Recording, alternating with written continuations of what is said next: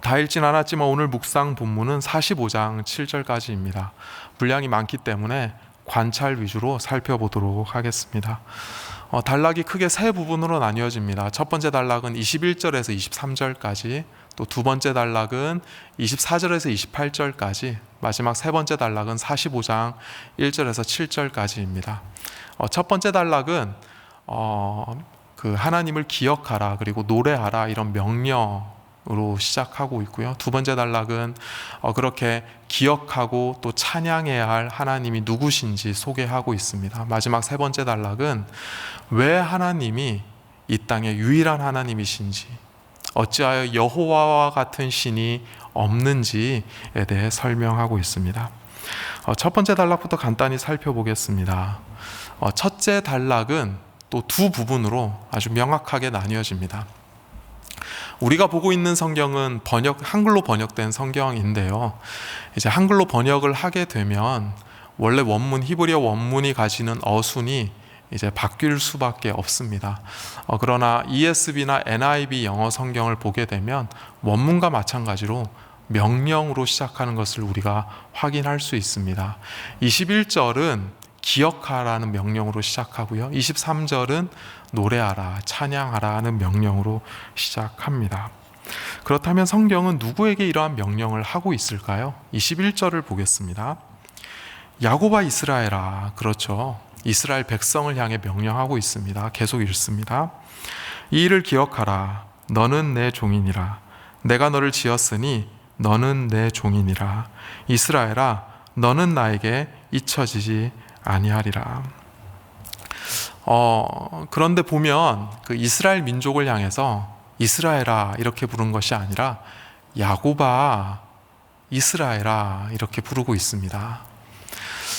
지금 유대인들도, 현대를 사는 유대인들도 아마 그럴 것 같아요. 근데 고대 이스라엘 백성들은 야곱, 자신을 향해 야곱이라고 누군가가 부른다면 분명히 머릿속에 야곱의 스토리가 다 지나갔을 겁니다. 아마 그만큼 아주 명확하고 자세히 야곱이 어떤 인생을 살았는지 기억하고 있었을 겁니다. 야곱은 누구입니까? 야곱은 속이는 자, 거짓말하는 자, 갖고 싶은 것이 있다면 반드시 가져야만 하는 사람, 자기애로 가득한 사람입니다. 이러한 야곱의 인생은 죄인된 이스라엘 백성들의 정체성을 아주 잘 보여줍니다. 이 부분에 대해서는 어제 박구 목사님께서 충분히 설명해 주셨습니다. 그래서 이스라엘아 라고만 부르는 것이 아니라 야곱아, 이스라엘아 이렇게 부르고 있습니다. 그런데 야곱의 인생만 그런 것이 아니라 야곱의 후손들의 인생도 마찬가지죠. 야곱의 후손들의 인생이 어떻습니까? 그 출애굽 광야 시대, 가나안 땅에 들어간 이후 사사 시대, 이어서 왕정 시대, 이렇게 출애굽기, 민수기, 또 사사기, 열왕기, 역대기 이렇게 쭉 읽어 나가다 보면 그 야곱의 후손들의 삶도 다를 바 없다는 사실을 우리가 기억하게 됩니다. 알 수 있습니다. 그들은 자신들에게 호의를 베푸는 하나님의 사랑을 끊임없이 까먹고 잊어버립니다. 반면에 하나님은 어떻습니까? 하나님은 그들을 포기하지 않습니다. 그들을 끊임없이 기억하십니다. 그래서 계속해서 당신의 메신저들을, 종들을, 선지자들을 보내시죠. 그런데 그렇게 해도 말을 듣지 않으면 이 사람의 매를 들어서라도 그들을 돌아오게 하려고 애를 쓰십니다. 끝까지 포기하지 않는 하나님의 사랑을 확인할 수가 있습니다. 21절 후반부에 뭐라고 얘기하십니까? 너는 나에게 잊혀지지 아니하리라. 이어서 22절을 봅니다. 내가 내 허물을 빽빽한 구름같이 내 죄를 안개같이 없이 하였으니 너는 내게로 돌아오라. 내가 너를 구속하였음이니라. 지난주에 이제 제가 목사님들과 함께 영동 선교를 다녀왔습니다. 근데 이 강원도를 향해 고속도로를 달리는데요, 안개가 자욱했어요.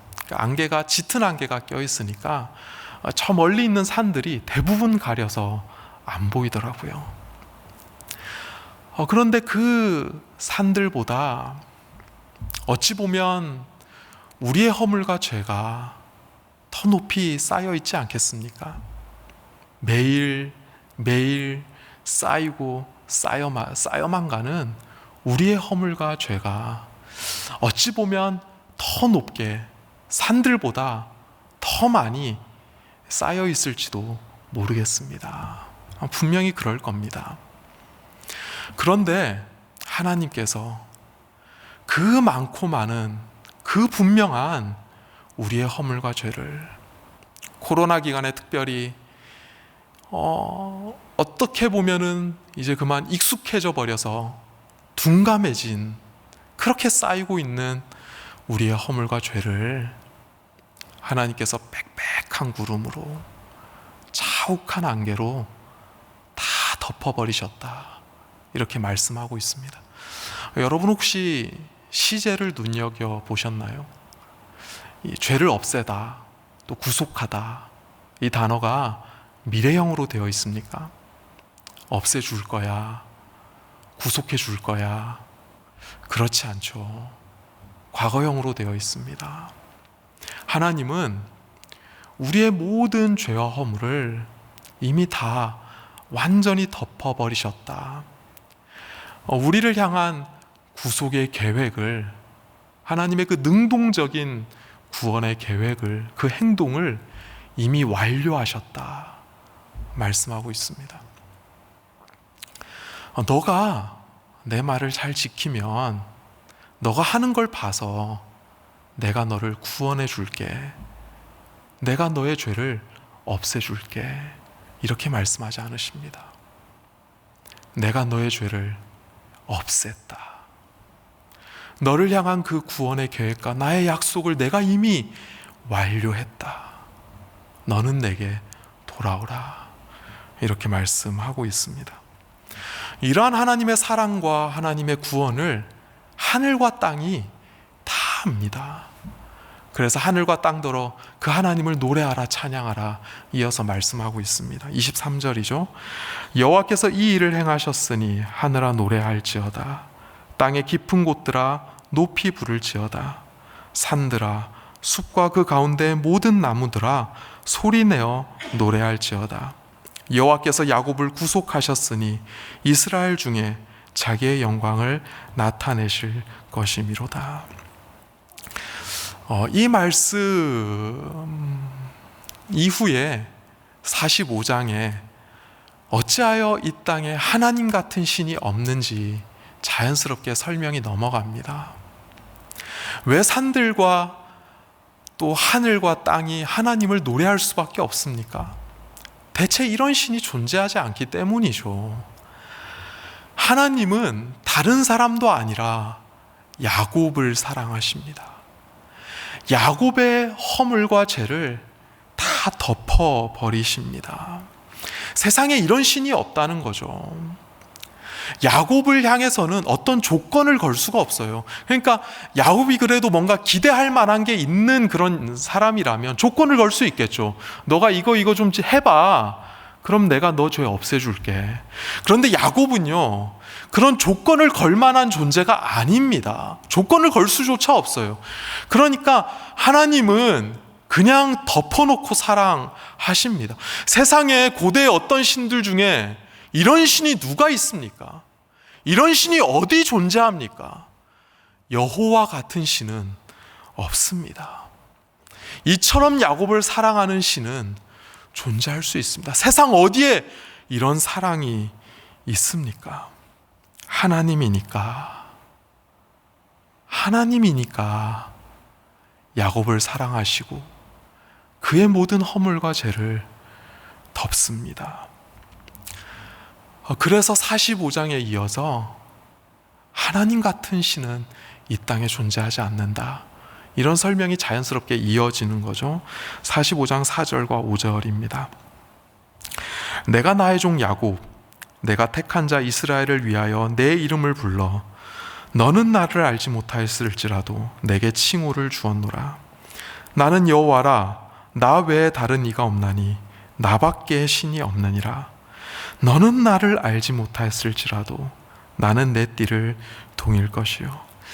참 곱씹으면 곱씹을수록 묵상하면 묵상할수록 감격하지 않을 수 없는 그런 말씀입니다. 4절에서 하나님은 내게 칭호를 주십니다. 그러니까 하나님은 너의 이름을 부르시죠. 김춘수 시인의 꽃이라는 시를 아마 잘 아실 겁니다. 자막을 준비했는데요. 네. 내가 그의 이름을 불러주었을 때 그는 나에게로 와서 꽃이 되었다. 우리들은 모두 무엇이 되고 싶다. 너는 나에게, 난 너에게 잊혀지지 않는 하나의 의미가 되고 싶다.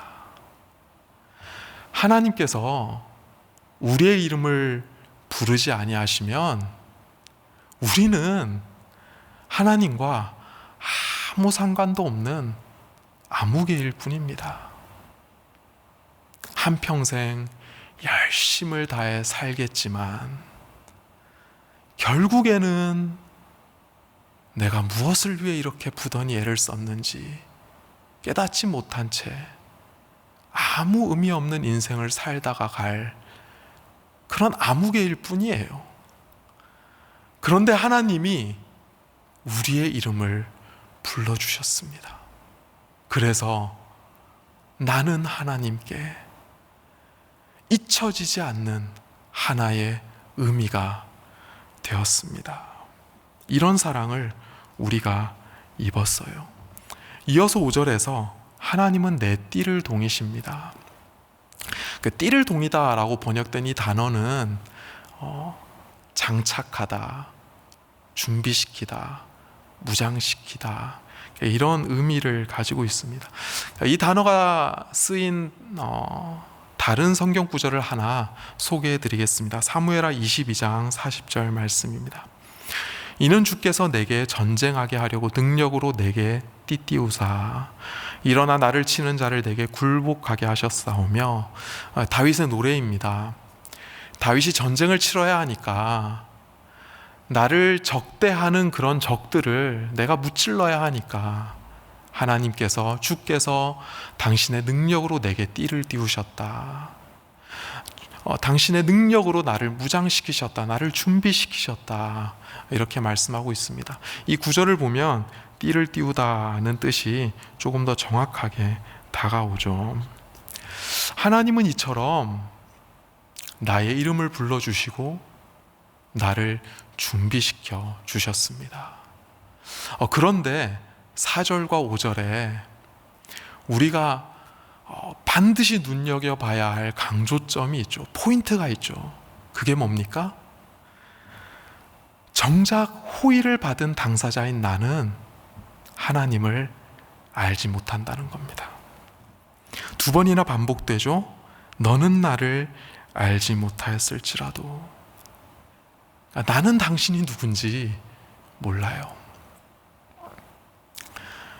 길바닥에 쓰러져서 거의 죽어가는 나를 어떤 사람이 다가와서 감싸 안아 집으로 데려갔어요. 그리고 씻기고 약을 발라서 고칩니다. 그리고 아주 멋진 옷도 입혔습니다. 그래서 의미 있는 인생이 되도록 그렇게 만들어줬어요. 호의를 베풀어줬어요. 그런데 정작 그런 갚을 수 없는 호의를 입은 나는 당신이 누군지 몰라요. 당신에게 관심이 없어요. 이제부터 사는 내 인생 당신이랑 아무 상관없으니 나에게 간섭하려 들지 마세요 라고 말한다면, 여러분, 이게 말이 됩니까? 어찌 야곱이 이스라엘이 하나님을 모른다 말할 수 있겠습니까? 그래서 44장 24절에서 28절까지 하나님께서 자기를 소개하십니다. 다른 제3자가 아니라 야곱에게, 이스라엘에게 자기를 소개하세요.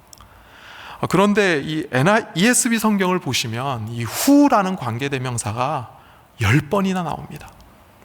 하나님이 10가지로 10번이나 자기가 누구인지, 무슨 일을 했는지, 무슨 일을 할 것인지 야곱에게, 이스라엘 백성들에게 그렇게 자기 자신을 소개하고 계십니다. 여러분, 예배 후에 꼼꼼히 읽어보시면 좋겠고요. 이 시간에는 시간 관계상 마지막 하나님의 소개만 살펴보도록 하겠습니다. 28절입니다. 고레스에 대하여는 이르기를 내 목자라 그가 나의 모든 기쁨을 성취하리라 하며, 예루살렘에 대하여는 이르기를 중건되리라 하며, 성전에 대하여는 내 기초가 놓여지리라 하는 자니라. 하나님께서 하신 일이 아니라 앞으로 하실 일에 대해 말씀해 주고 계십니다. 나는 앞으로 이런 일을 할 자이다 라고 말씀하십니다. 고레스가 언급되고 있죠.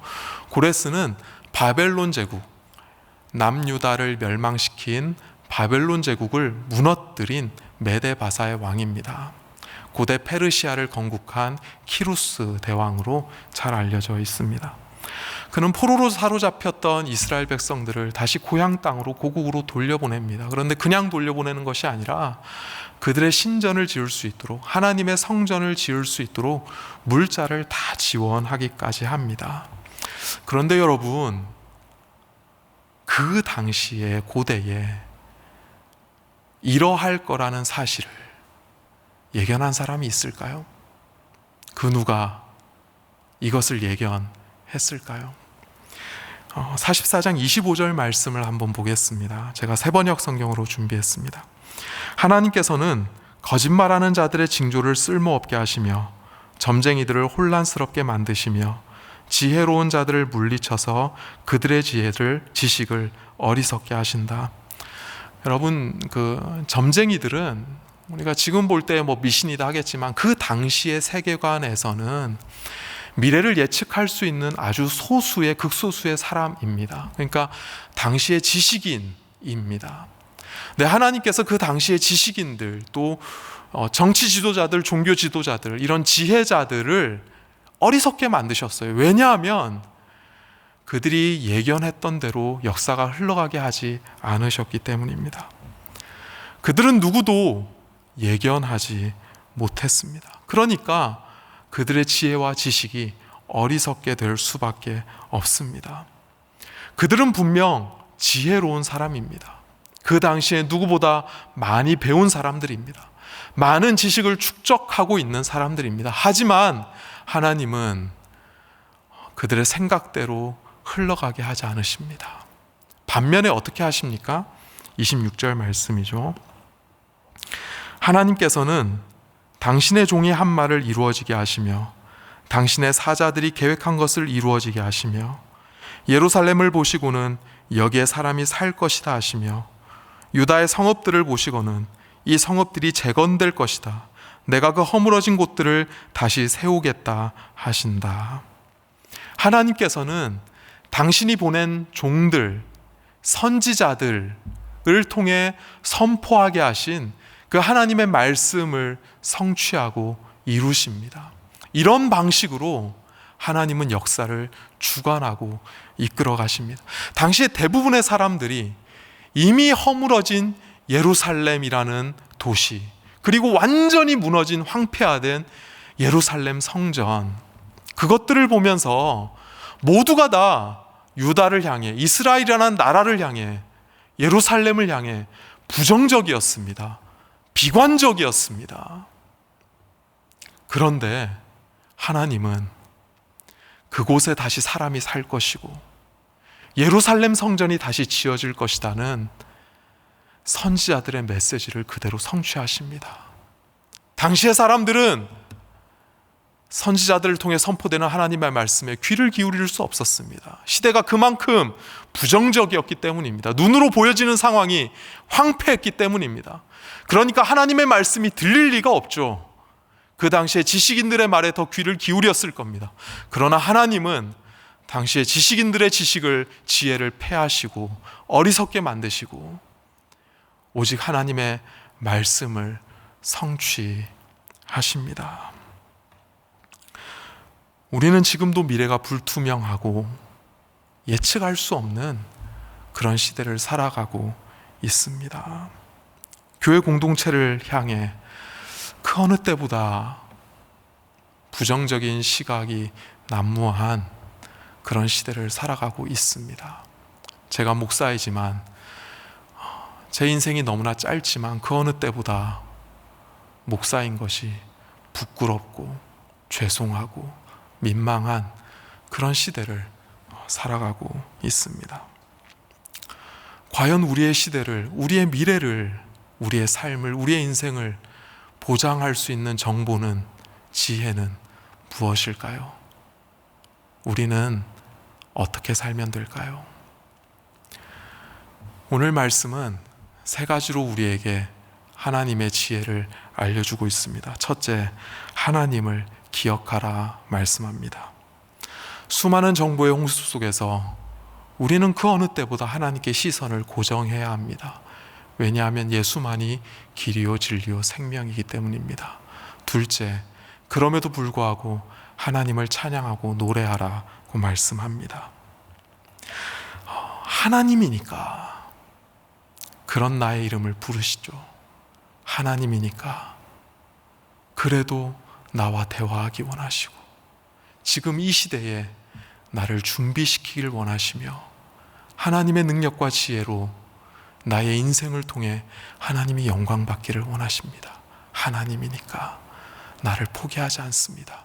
그 하나님을 오늘도 노래하고 찬양하라 말씀합니다. 마지막 세 번째, 하나님의 말씀이 여전히 비교될 수 없는 절대적인 진리이며 최고의 권위를 갖고 있음을 인정하고 하나님의 말씀을 따라 살라고 말씀합니다. 오늘 말씀을 기억하며 여전히 하나님 안에 하나님을 바라보고 살아가는 우리 모두가 되길 예수님의 이름으로 축복하고 기도합니다. 다 같이 말씀을 기억하시며 기도하시다가 오늘 하루를 시작하시면 되겠습니다. 기도하시겠습니다. 하나님 아버지, 하나님 아버지, 오늘도 주의 말씀 앞에 엎드립니다. 하나님은 전능하시고 하나님은